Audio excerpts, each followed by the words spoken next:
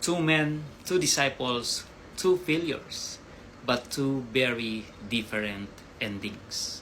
I'm talking about Judas Iscariot and Simon Peter. Now let's be real. Both of them messed up badly.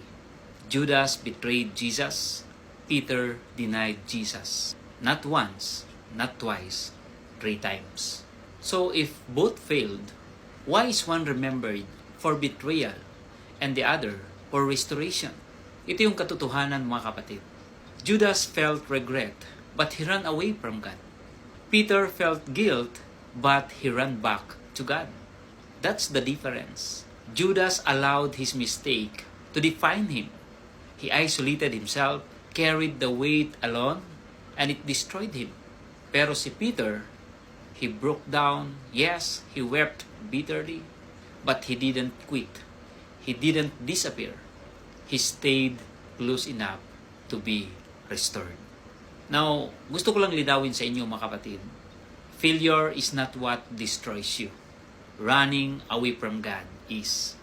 Both men had a chance, but only one chose to believe that God's grace was still bigger than his sin. And here's where it hits us, mga kapatid. Some people today are living like Judas. They failed once, twice, many times. And now they think, that's it. I'm done. Tapos ng lahat. And you know, that's a lie. Be like Peter. Bumagsak man, but get back up. Cry, but come back. Fail, but don't walk away.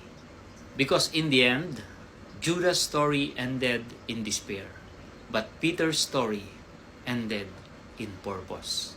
One died in regret, the other became a pillar. So the question is not, have you failed? No.